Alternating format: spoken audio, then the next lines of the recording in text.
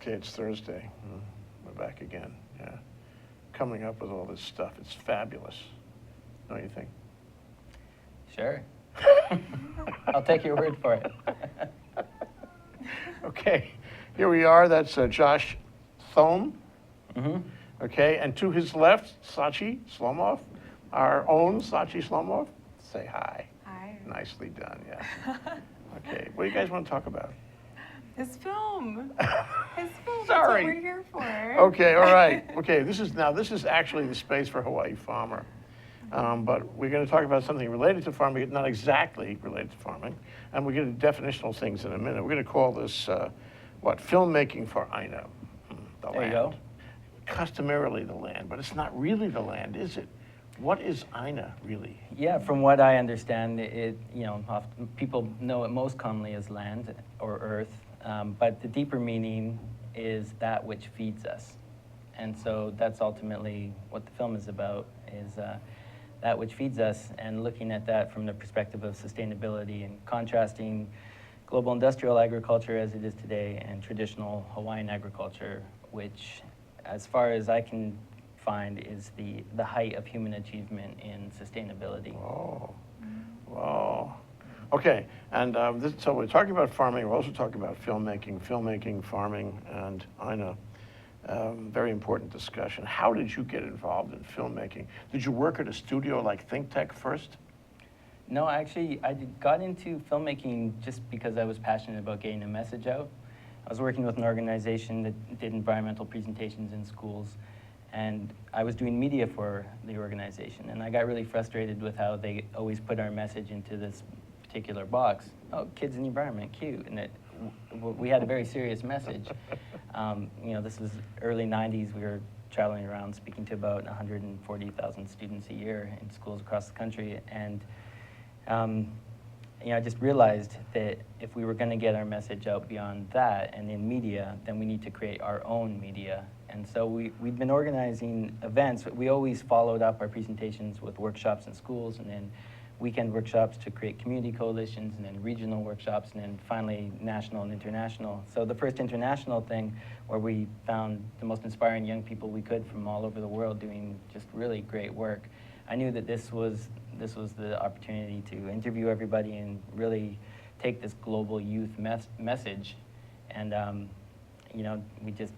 I got a bunch of footage donated. I drove from California to a studio I got donated in Cincinnati for a couple of months, and I just started editing, and I just realized that this was my medium. And MTV picked that up, and they aired it worldwide as their Earth Day special. Oh my God, So that was my first foray into the media world, and the internet was starting to blossom at that time. And so we were able to follow up this broadcast outreach with this online follow-up, and it worked, and it was this really neat thing. So it's just grown since then, and now, of course, everything's in one space, and it's seamless, and it's mobile, and it's really interactive and amazing. So it's a perfect space for the kind of stuff I do. Yeah. One more time, though. What's the difference between what you're doing or what you want to do and the customary media box? What's the difference? The main difference is that there's just a lot more freedom. The content can reach anyone, anywhere, anytime. I did a TV series that was broadcast media, and it showed up Thursday at 7:30, and it's just a really strange way for content to be these days. People want to see it when they can. They want to binge watch and all these things. On demand and all that. Yeah, and being able to tie things to follow up. I'm not in producing media just for the sake of media. I want to engage people, and media is just a way to create a conversation and get a message out. How do you make a living? One project at a time so far. I mean, that's the whole trick. It's an interesting time. There's lots of opportunity, but it's also there aren't many established models, and so it's a real mix. And oftentimes, you just got to find those natural allies. So, with this show, there was an organization on Kauai that was interested in that was working on these issues, and this one was amazing because they approached me and asked if I would do my thing for their issue. Oh, wow. And So they selected the whole thing about the Aina and the farming? No, I came up with all that, but they just wanted some content around what's happening on Kauai. Mm. I don't want to, you know, I don't want to lose the benefit of Sachi's thinking about this. So, Very you know, No, I- Josh, you and me, we have to give her every possibility to I'm come not out of her out. shell and ask a question, right. okay? But it's so cool. So you're commissioned for this, and thank you, Jay, for that. Very nice. So were you kind of commissioned in a way, or It was more of a partnership, really. partnership? Oh, okay, Yeah, it that's was, a cool way. Of, yeah, it was just this very interesting series of serendipitous connections that led to it happening, and it was really a partnership, mostly with Joan Porter on Kauai and her organization, Kauai Rising. Kauai Rising. What is that? Kauai Rising is a group of people on Kauai that have been working on issues related to agriculture and GMOs on Kauai for a while. Is this film a GMO film?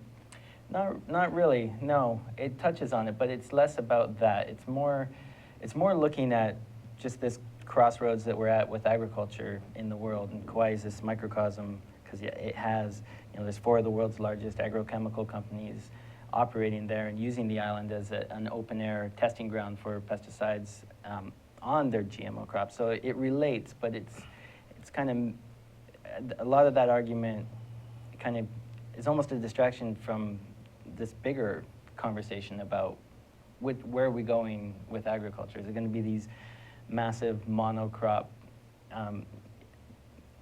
pesticide, nitrogen fertilizer based, you know, very carbon intensive and polluting farming practices, or is it going to be more of an agroforestry, organic, diverse model, which has has a long history as being very functional and productive and sustainable, and it just makes sense. And so it's kind of looking more of a bigger picture look at that. But of course, the Hawaiian example just being this phenomenal example. You know, we think of sustainability as maintaining a certain level of something, but their thought of it is to manage resources for abundance. So their presence on the island made the aquifers rise, it made the topsoil grow, it made the oceans more productive. And so it kind of flips your mindset about, you know, humans. Sustainability, Yeah, and how humans can engage with nature. Yeah. And so those are the ideas that most inspire me and give me the most hope. And this is such a great issue because it's the one thing that we all have influence in our daily lives. And it's the most effective thing that we can all do for pollution, for our health, for climate, for everything. It really comes down to the food we eat. That's our biggest interface with the natural world. It's our Important sustenance. movie, yeah. Mhm. Yeah, I love how holistic it all is, the way you're presenting it and stuff in your film, too, because it really ties it all together. It's not just like a topic by topic thing. It's like bringing the world to like a little seed or something. Mm-hmm. It was an amazing theme to work with. Kauai is an island, as this microcosm for the earth. It's just, I think that's why there's so much more awareness here in Hawaii in general. I mean, when you live on the island, you just think about it different. You think like an island. There's a book called Thinking Like an Island that just came out from a local author, a bunch of local authors actually wrote different chapters, and it's really good. But I love the title, playing off the essay Thinking Like a Mountain that was quite famous. But Thinking Like an Island really sums it up. Thinking like an island. You know, because It's you a great think about topic. it We could differently. have You called know, this this is discussion limited. Thinking Like an Island. That would have been okay, too. Yeah. Well, that's why the Hawaiians had it so dialed. I mean, after 7,000 years of colonizing the Pacific, by the time they got here, they had it pretty figured out how to make it work on these little tiny islands. And, you know, not to idealize it all, but for any culture to live anywhere for more than 1,000 years and keep it together to any degree, especially on these little islands with limited resources, is quite an achievement. Right, and then the monocrops, it kind of comes from an entire different history of cultivation, right? That really isn't from the history of like agriculture in Hawaii. Yeah, well, it's not really from the history of agriculture anywhere. It's a very new phenomenon to have these massive monocrop agriculture systems. and they just keep getting bigger and bigger as technology allows for it. But you know, it's built on cheap oil, both in the nitrogen fertilizers that it requires, and the machinery and everything else, and it's an unsustainable system ultimately. You know, because of the price of oil? Yeah, the price of oil and the amount of energy that goes into producing the food. You know, the only free lunch on the planet really is the sunshine that falls on the earth every day. That's the free lunch of organic farming. And so an organic farm, the amount of calories it takes to create a calorie of food, you know, you get that free lunch. I forget the exact numbers, but it's been calculated. And you're coming out ahead with the calories of food that you get. Whereas with the industrial model based on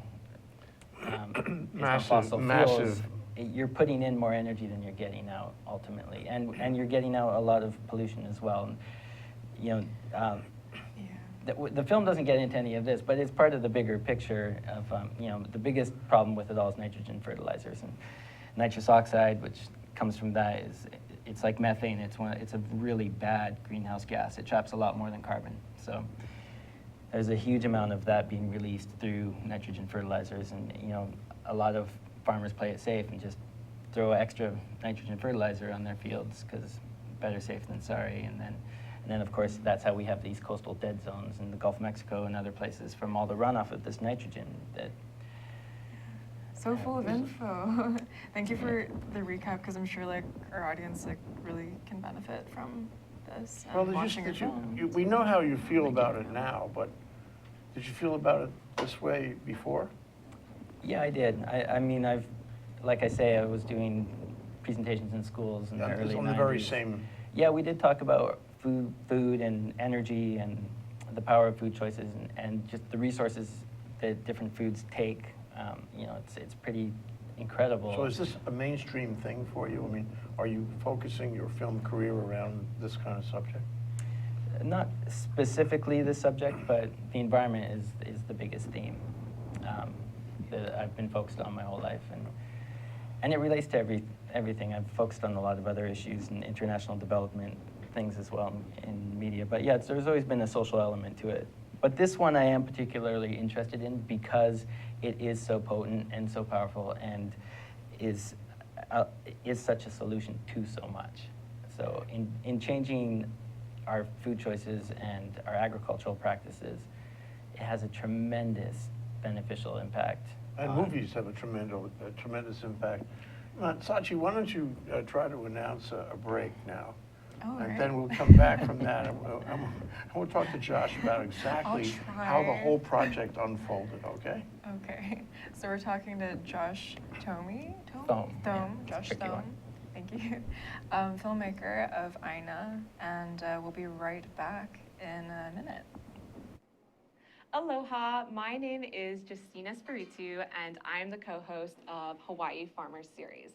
This is my co-host, Matthew Johnson, and you can catch us every Thursday at 4 p.m. at ThinkTechHawaii.com. What do we talk about, Matt? So on Hawaii Farmers Series, we're going to be bringing on the farmers and also supporter of farmers, including restaurants, caterers, as well as government supporters and nonprofits to hear their background stories and understanding our local ag community just a little bit better. Yeah, essentially there's a lot more that goes into farming and the local food community beyond just producing the food. And we want to feature and get the background story on all these folks and see how we all work together as a community. So join us every Thursday. Aloha. There we go. Oh. Hawaii International Film Festival. Fancy. And in a moment, not immediately, but soon enough, we're going to talk about exactly what Josh did, you know, from the time he started, put his left foot out on how to make the film. But first, let's look at some clips so you can get the gestalt of, you know, of this project. Okay, clip number 1. When we look at agriculture globally, it is the largest interface between humans and the environment. Agriculture is either going to make us or break us.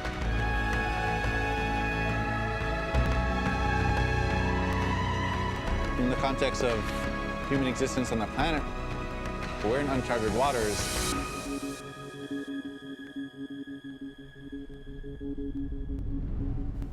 Okay, we're back from the clip, clip number 1. Yeah. What was that, Josh?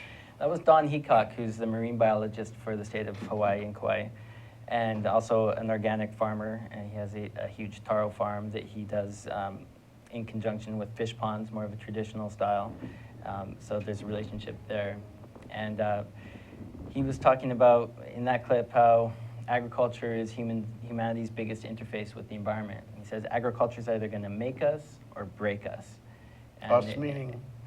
Humanity. All that. Yeah, no, he's a big picture thinker and a local actor. He's very amazing guy, and yeah, he has a big presence in the film and says a lot of key Okay, things. that's important. Yeah. Mhm. So this is a film of interview. It's a film of I guess, B-roll, where you're looking at everything around you, Mhm. and a film with a voiceover describing what you see when you look. Yeah, it's not voiceover in a narrative sense, but it's with voices that are all speaking together to collectively create a narrative. It's a very lyrical film. It's very music-driven. The guy that did the music is named Jacob Yaffe. The other project he was working on that came up for him while we were working on this were the Star Wars trailers. So he's a very... Well, that's a project. Yeah, incredible project. He is one of the more talented people that I think I've ever met. We would be on the phone with him and talk about what we're thinking about, and the next day there would be an email with this composition, this orchestration, this masterpiece. It doesn't seem humanly possible for anybody to do in that time, and not only would be just amazing music, but he would just nail exactly what we were going for. I don't know why I think this, but it's the old thing about real estate. Real estate is not about land. It's about relationships. The selling, for And sure. so filmmaking also. Yeah, absolutely. Everything's about relationships. Thank you. We're a very social Thank creature. you. So Sachi, That's what the film is about. our why don't you relation- take Josh through how No, he you made the film, love okay? that. How what? How he made the film, and starting from Okay. day one. What's it like? Well- He's going to give us a little short course on how you make a documentary film. Well, like just tagging on the back of relationships, though. How did you get your team together? Is this from like previous work you've done, or everyone was kind of passionate about the topic, or how did you recruit people? Yeah, I worked with Sherpa Cinema they're in Whistler, so they're just an hour away from where I live in Squamish, which is just an hour north of Vancouver.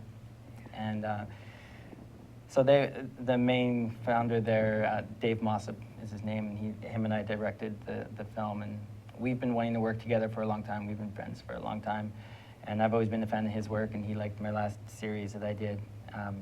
And so, we're just friends. And then when this opportunity came up to make this film, I just knew that this was the project for us to work together on. And so, but I didn't go to Kauai to make this film.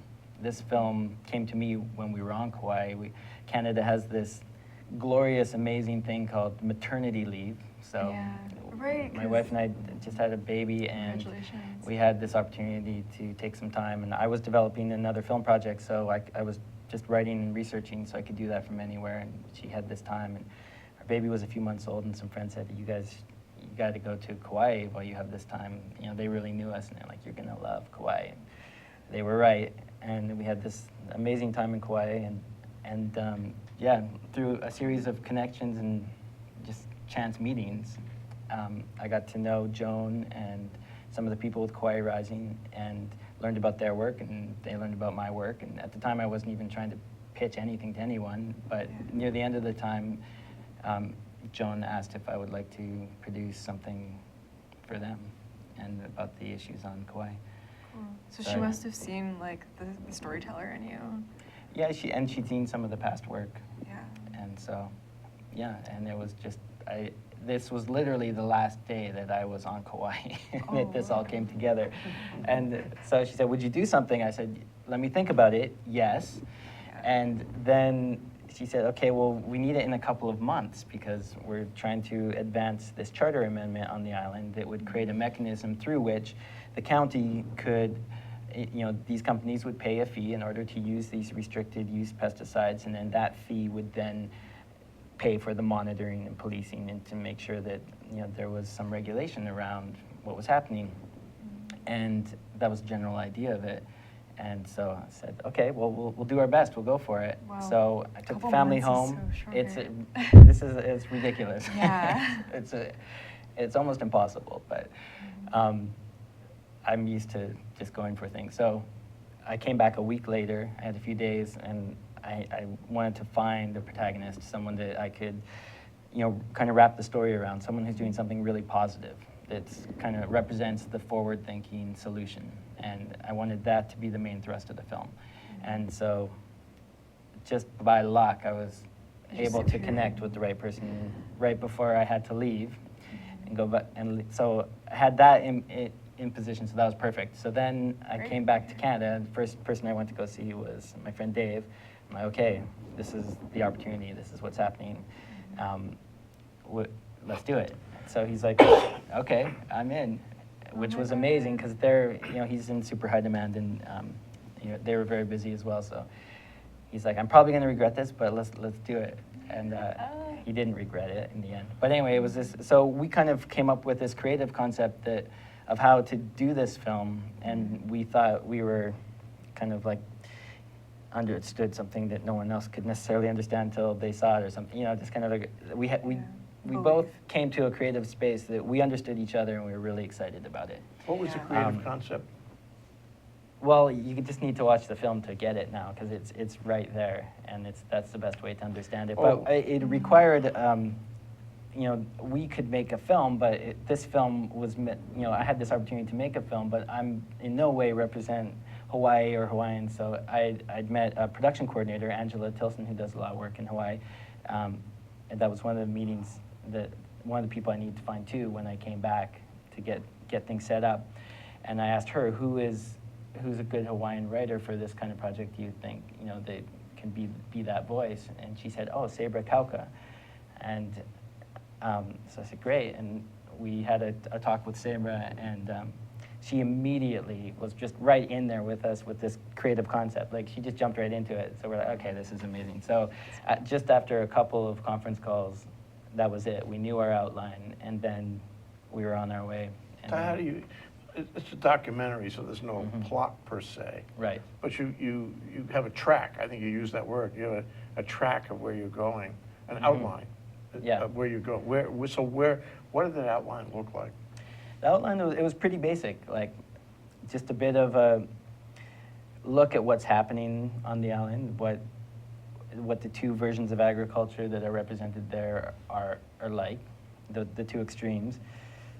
We tried to get interviews with some of the companies, but they're all embroiled in lawsuits with the community, so we weren't able to interview them. But That's too bad. They should have talked to you.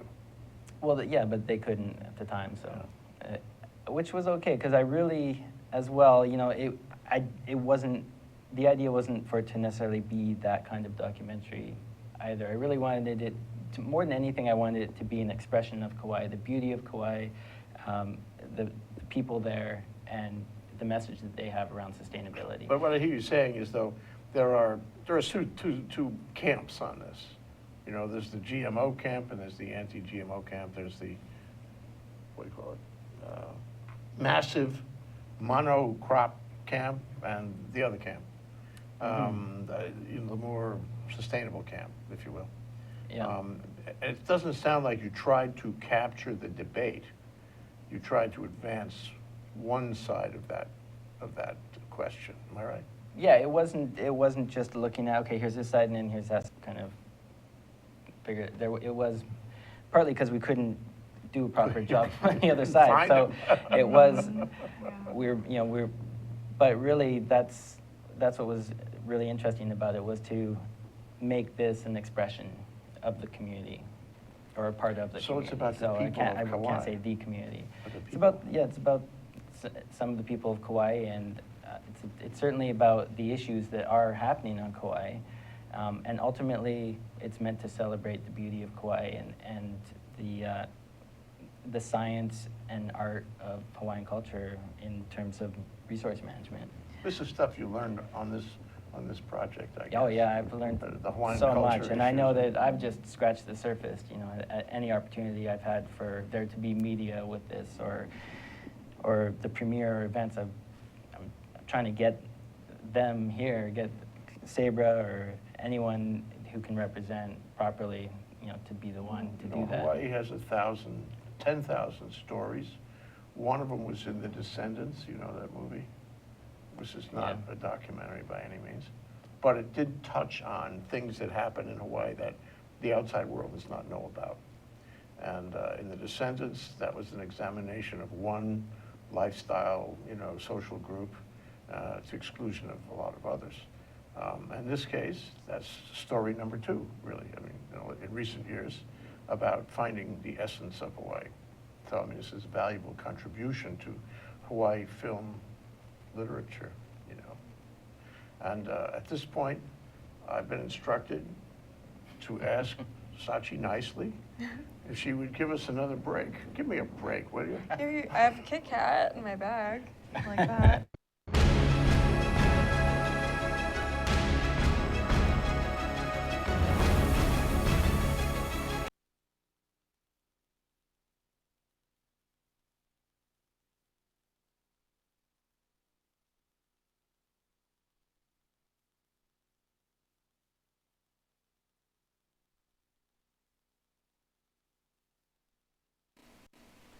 Hi, I'm Donna Blanchard. I'm the host of Center Stage here on ThinkTech Hawaii. Center Stage airs every Wednesday at 2 o'clock, and of course you can check out our archives on YouTube or on ThinkTech Hawaii anytime you like. Why should you do that? Because this is an arts show that I believe is making a difference in lives. We talk with artists of various ilk. We talk with painters and writers, playwrights, novelists, poets, sculptors, dancers, you name it, directors, actors, of course. And we don't only talk about what people do, but we talk about how they do it. And my favorite part of the conversation, we talk about why they do it. And it's really common on this show to hear people say, wow, I didn't think about it that way. And it's very common to hear people afterwards who have seen the show say the same thing. And I hear all the time that people are inspired by the conversations that we have. So why don't you join us and be inspired too? That's Center Stage on Wednesdays at 2 o'clock. We'll see you Center Stage. Okay, we're back, we're live, and we were looking at a clip that ended in a break, I guess. But can you talk about that clip? What was happening there in that clip? Yeah, that clip was. Why don't we see it again while he's discussing? Sure, yeah, let's see.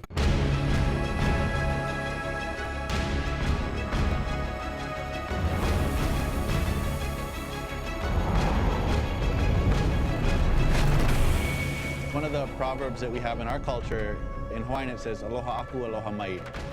Basically that means you give before you take. And when you build a society around that, you live in abundance automatically. And nowadays, a lot of the population of the planet, they don't give before they take.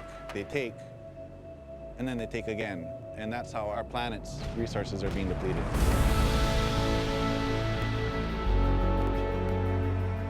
That which feeds us. Wow, you know, that moved so fast. Tell us what was on the screen in It's that very clip. fast-paced. It's meant to work online, so that it keeps a good pace.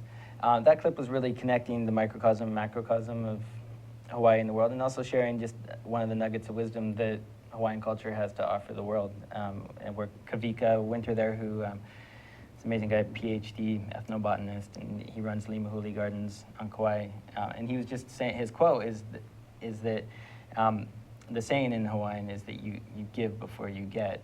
And so, you know, and he's saying what the world does these days is they take. Yeah. And then they take again. And that's how our world's resources are being disappearing. So it's a very great quote. But within the Hawaiian saying is like the heart of sustainability. You know, if they went to cut down a koa tree, they would plant 10 more. And that was the idea, and that's part of how you do it. So, but you know, we're just in this race to take and take and take, and there's no value in our current economic system put on all of these things like the environment or peace or health or anything else for that matter. That's but another day, yeah, another movie. it is. It's actually a great movie that the National Film Board of Canada did that I think is online. People can watch. It's called Who's Counting? And it features Marilyn Waring, who was the first female senator of New Zealand. And she brought down, she's famous for bringing down her own party over the nuclear issue on New Zealand. Really? Bringing them down? Yeah, she voted against them and Oh, I ended see. up bringing them down. And then she since went on to try and figure out why is the world like it is, and she ended up in the United Nations basement at this book's called the United Nations System of National Accounts, which is the rule book for how we measure GDP. And there's language in there like domestic labor is of no value, you know, so it's baked into the structure of what we value and what we don't value. And so if we can change those rules, it changes a lot. And so that's part of what's coming up with the climate talks and whatnot. And we need to put a value on certain things. But I get the message, though, that you have you have a message. I mean, every film has a message, whether it's you know, a documentary or fiction. There's always a message that the filmmaker has in his mind. What's the message here? What do you want me to take from the theater or from the internet when I leave the movie? Right. There's two main takeaways that the film builds up to. One is the power of our food choices and our dollars, and that we vote with our dollars and the power of that vote. And the other is this beautiful quote from Sabra, you know, talking about how we need to tune in to the rhythms of nature, but most of all, to treat each other with love and respect, with aloha. Because it's related. Yeah, it's very related. You know, it's kind of the way forward, and whereas the rest is some of the mechanics behind, you know, what we do. But it's also just part of you know, the Hawaiian spirit, the aloha spirit, which is so powerful.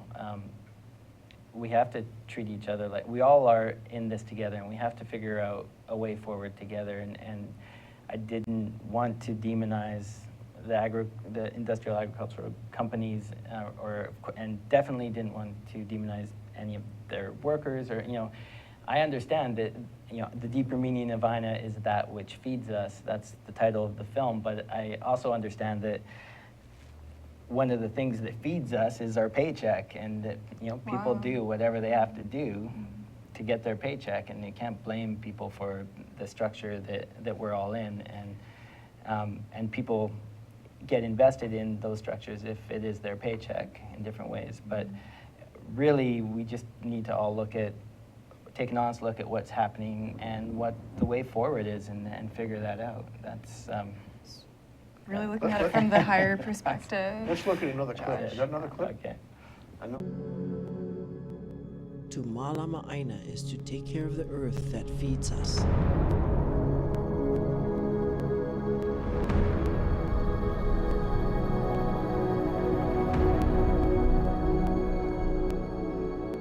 The minute we lose sight of that, we have signed our own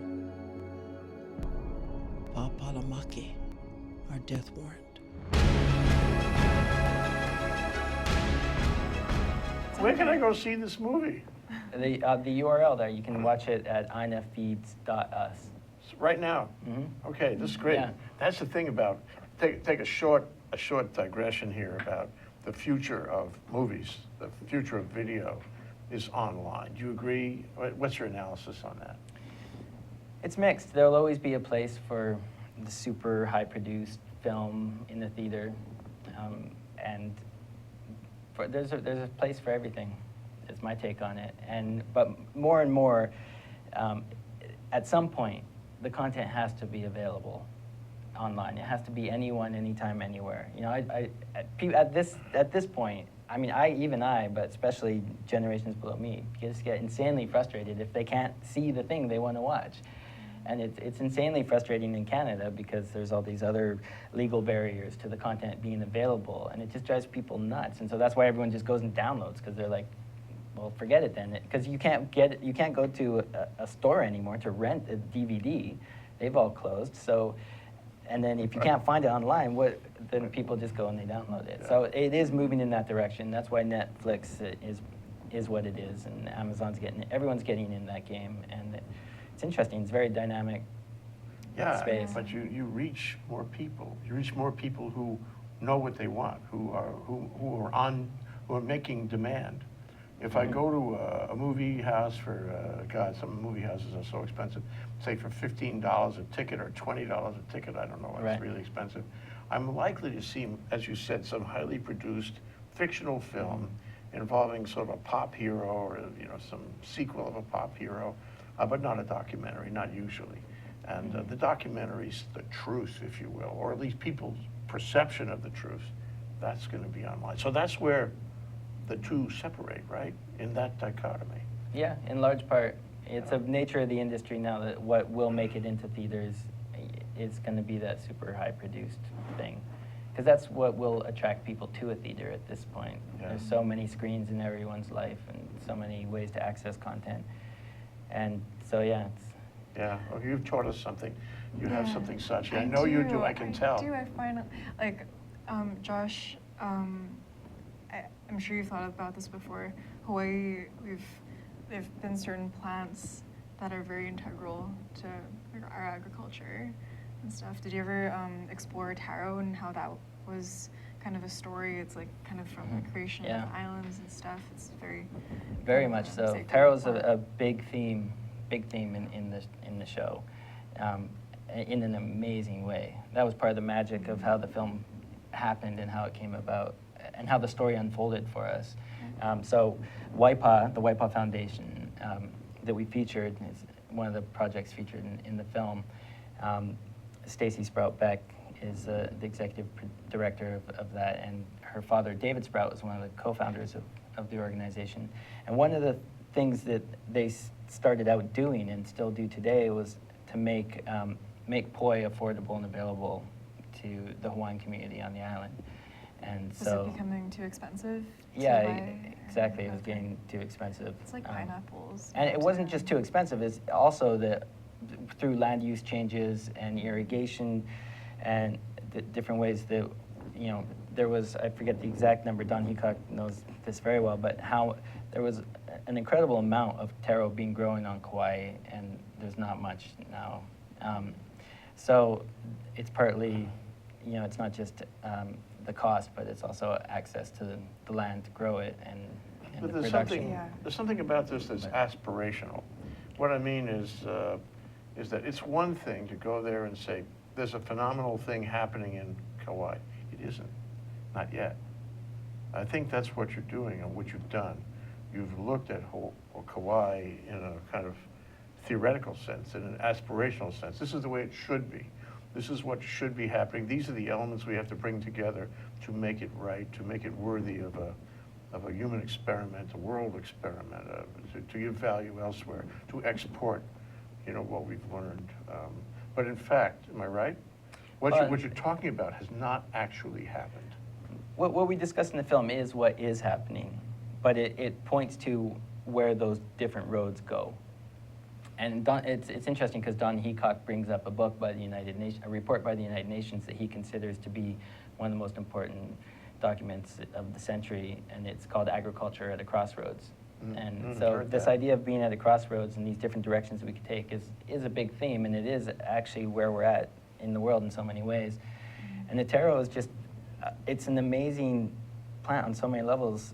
It's so much a part of Hawaiian culture, and the relation, the creation myth is based on it. This plant was born before humans and is the elder sibling, and there's this very proactive relationship between the two.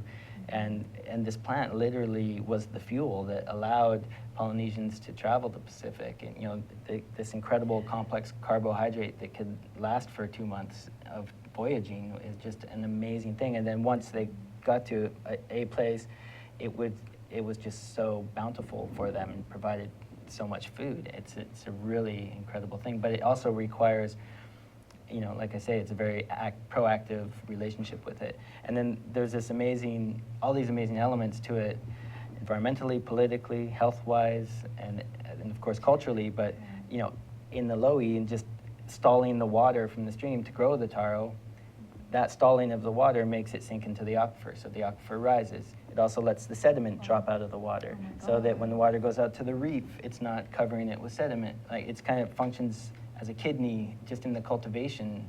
It's such an amazing part of the system.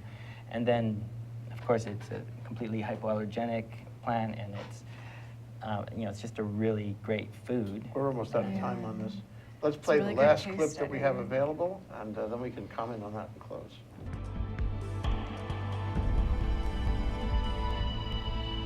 There's this paradigm of whenever humans interact with nature, nature is depleted for humans' benefit. And then from that comes this idea that humans are intrinsically bad for ecosystems. But our ancestors engaged in natural resource management in a completely different way. That this mindset of there's a way to engage with nature and manage it so that the ocean produces more fish than it could on its own, or that the aquifer on the island could hold more water than it could without human management, or the island would retain topsoil instead of losing it into the ocean.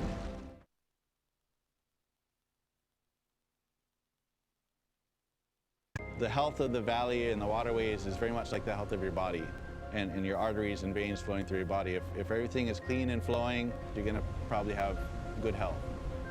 But as soon as you start getting blockages, then disease manifests in various ways.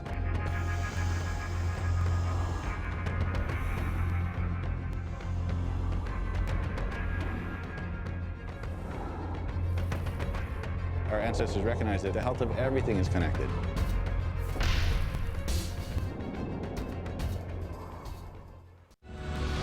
And we can teach a whole new generation about holistic thinking, critical thinking, and the truth. The truth will prevail.